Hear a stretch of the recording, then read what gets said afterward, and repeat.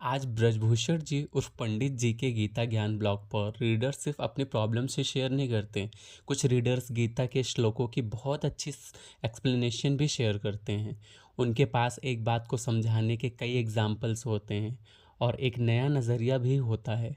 और पंडित जी इसी बात से बहुत खुश रहते हैं। उन्हें कुछ नया सीखने और समझने को मिलता है।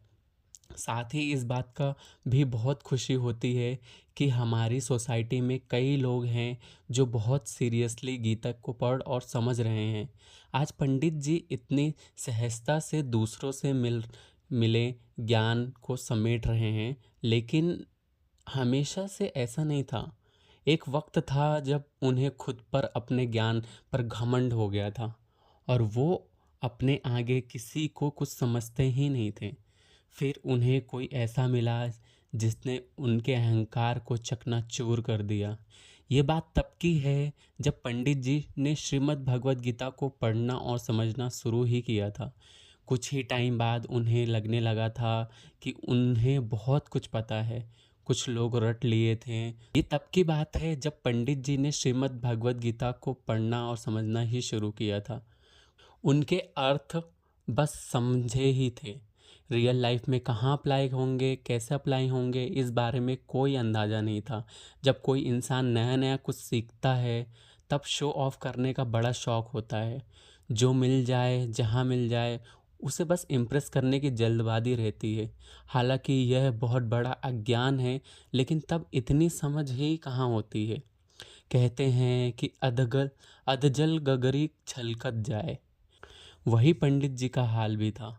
उम्र में अपने से बड़े लोगों से गीता पर डिबेट करना उनका टाइम पास बन गया था, क्योंकि ज़्यादातर लोगों को गीता के बस कुछ ही श्लोक पता थे।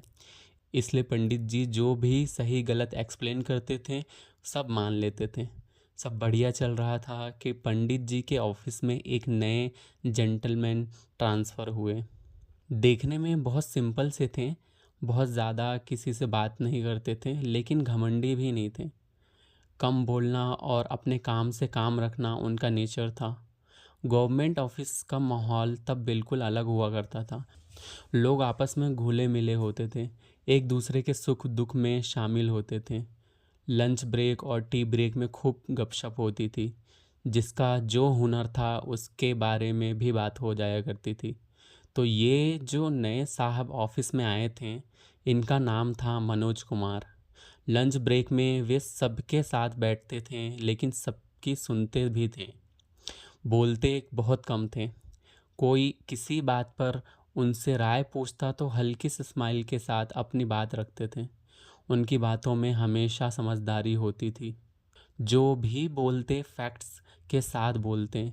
किसी बात से डिसएग्री करना भी होता तो बहुत कामली ऐसा करते थे, और ऐसा कि अपनी बात को रखे भी और सामने वाले को बुरा भी ना लगे।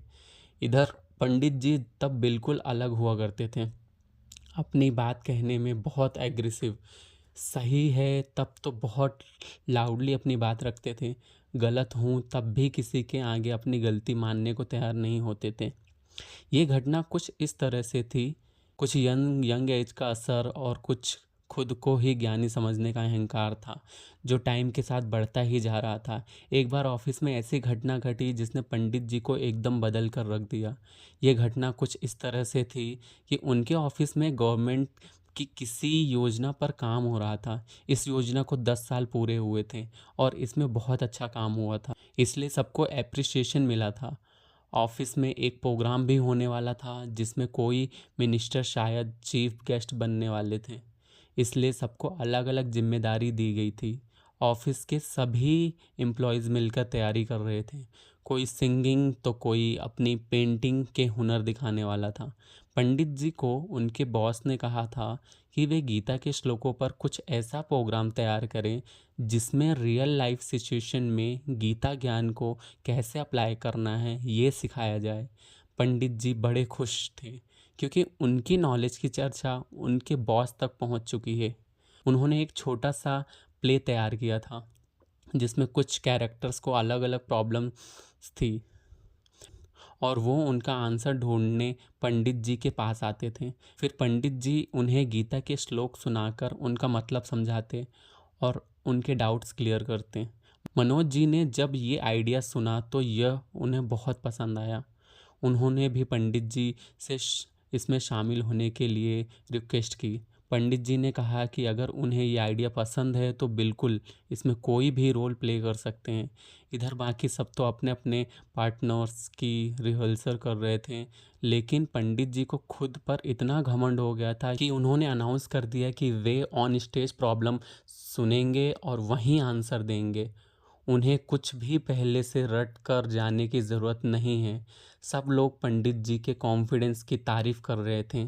जिस दिन प्रोग्राम था सब लोग सुबह सुबह ही ऑफिस पहुंच गए थे। चीफ गेस्ट की वेलकम की सभी तैयारियां पूरी हो चुकी थी। सही टाइम पर प्रोग्राम शुरू हुआ। चीफ गेस्ट भी आए गए थे। सब लोगों ने अपना अपना काम बहुत अच्छे से किया। सारा प्रोग्राम बहुत स्मूथली चल रहा था। फिर गीता ज्ञान प्रोग्राम की बारी आई। पंडित जी बहुत एक्साइटेड थे। आज पहली बार उन्हें छोटे ही सही लेकिन एक स्टेज से अपनी नॉलेज को दिखाने का मौका मिल रहा था। एक दो क्वेश्चंस के आंसर्स तो पंडित जी ने बहुत अच्छे से दिए, लेकिन फिर उनकी मुश्किल बढ़ती ही गई क्योंकि लोग सच में उन अपनी रियल लाइफ सिचुएशन के आंसर्स मांग रहे थे। जैसे उनकी लाइफ इतनी टफ क्यों है, उनके मन को शांति क्यों नहीं मिलती, डिज़र्व होते हुए भी उन्हें सब कुछ क्यों नहीं मिलता जो डिज़र्व करते हैं, वगैरह वगैरह। एक के बाद एक इतने सवाल कि पंडित जी तो परेशान हो गए। उन्हें लगा वो सब भूल गए।